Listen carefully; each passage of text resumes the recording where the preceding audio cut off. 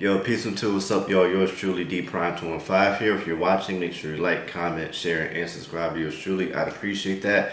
This video talking about Mortal Kombat 1. It's been a little minute since I spoke about Mortal Kombat. Mortal Kombat 1 is the third timeline in the series of Mortal Kombat. So the first timeline ran from Mortal Kombat to Mortal Kombat Armageddon, and then they did Mortal Kombat 9, which ran to Mortal Kombat 11. That was the second version of the timeline. And then Mortal Kombat 1 is the brand new timeline, the third one. In this one, Liu Kang is the new primary elder god protector of Earthrealm, the way Raiden was in the initial two timelines. And he is the god of thunder and fire.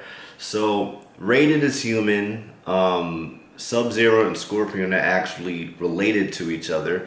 So I presume they're both in the Lin Kuei, so I wonder if the Shirai Ryu exists. Takeda is DLC, so I would assume he'd be canon in some capacity. Perhaps the Shirai Ryu is led entirely by Takeda.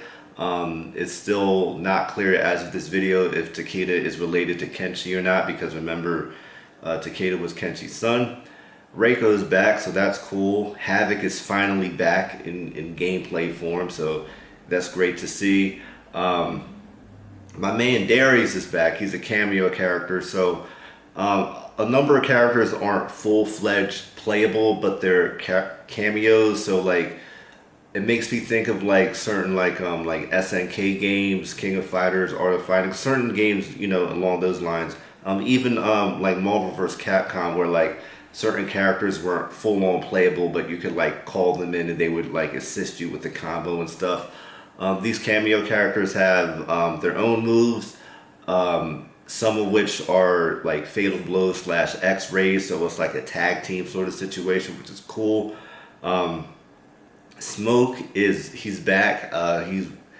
He's related to Sub-Zero and Scorpion in some way. I think he might be adopted or something. So that's interesting to see how that whole dynamic plays out. Just the fact Sub-Zero and Scorpion are related is crazy to me. Raiden, he's human. He's part of the Shaolin Temple that Kung Lao and Liu Kang were from. Kung Lao is still part of it. So this whole thing, I really want to see how this all pans out, right? Johnny Cage is back. Sony is in the game as well, but this is the third timeline. I don't know how well they know each other, and it remains to be seen if Cassandra will even be procreated in this particular series. Same goes for Jackie. I believe Jax is in the game as well, but this seems like the only kid from the Mortal Kombat reboot that's in the game is Takeda, and we don't even really know if Takeda is related to anyone in this timeline yet because the game isn't out. So long story short, man, I'm super excited for it. I probably won't have the game at launch because I just don't really play my Xbox as much as I used to, at least not for games like this and 2K, which is crazy. You would think as passionate as I am about these games, I would be playing them a lot more, but life is life. But I obviously try to keep up with this stuff. And I was also going to say too, Reptile, I'm really looking forward to Reptile. I was never really a big Reptile player, if you will. I thought he was cool, just his style never really meshed with how I play. But the fact that he shapeshifts in the game from his human form to his reptile form, I believe it's called Zatara or Zataran. I'll just say Reptile. So he's literally shifting from move to move. I thought that was really, really well done because I don't think that's ever actually been done before. Also, Jean-Claude Van Damme finally being in the game, and he's not just a skin. He actually voices his particular outfit and plays off of the Johnny Cage thing. So when he talks to Johnny Cage, he addresses Johnny Cage as Johnny Cage, so it's not like a mirror match. It's almost like a different character. So I thought that was a really, really well done touch there. Yeah, man. Megan Fox, she's in it, for Nitara. So that's great. Nitara's back. Ashra's back finally. Yeah, man. Long story short, I'm looking forward to this. A lot of stuff I'm gonna get the news on is as the game comes out, and before I get the game, I'll spoil it myself. I'll be watching, the cutscenes and the whole story thing on YouTube or whatnot. Chronica is still in the game. Chronica and the name, I'm drawing a blank on the black dude's name who was rolling with Chronica.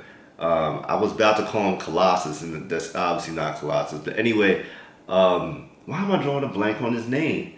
Anyway, Chronica and her mans is in the game. I don't think Chronica, I don't know if she's playable, but she does have an interaction with Shang Tsung, which I felt Shang Tsung, his his whole cutscene was hilarious, man. Like the fact this dude really got assaulted by a bunch of pedestrians is just hilarious to me. Like Shang Tsung is really getting beat up by civilians, man. That was amazing, bro, because it was like finally like retribution. He's getting beat up by the common man, like not like martial artists, but like actual commoners and getting shamed and all that.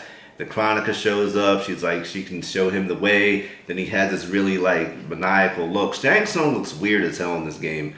They always change the facial, makeups. Like no one really looks the same from game to game. But yeah, there you have it, man. Also, Sub-Zero seems like he's going to be evil, so I assume this is Bihan. I think Scorpion is also Kuai Liang. If I'm wrong, correct me in the comments. But yeah, that whole dynamic is interesting. Is interesting. This whole story, I'm really looking forward to seeing how this all pans out. And I'll leave y'all with this. I know I've kind of been all over the place in this video. I always felt that Liu Kang was a far greater fighter than Raiden. So if you took away the godliness on both ends, I'm pretty sure Liu Kang would wash Raiden. And so I feel like Liu Kang being, Earthrealm's, not Earthrealm's protector, but like the elder god, if you will, assigned to protect Earthrealm. He's the perfect one for that. So we'll see how this all pans out with him, wiping the slate clean and kind of rebuilding, restarting. So we'll see what it's hitting for, man. But look, I'm gonna get the game when I get the game, but regardless of whenever I actually get my hands on it and play it after dusting off my Xbox, you know what I'm saying, I'm definitely gonna be in the loop on it, and I'll be reading along with the comics and just watching stuff on YouTube. So we'll see what it's hitting for, and I'm sure if it's not flawless, it will be very brutal. It'll be a whole lot of brutalities in it. That's enough for me talking. Let me know what you guys think of Mortal Kombat 1, the whole storyline, the people you're happy to see come back, DLC characters, stuff like that, XYZ. Let me know what you think in the comment section below. And we'll see what it's hitting for when Mortal Kombat 1 drops. Last but not least, and I'm probably going to forget other things, whatever, but I do think it's interesting how the whole Tarkatan thing is like, it's more of a disease versus people actually being Tarkatan, right? So it's like humans developing a disease as opposed to Tarkatans already existing.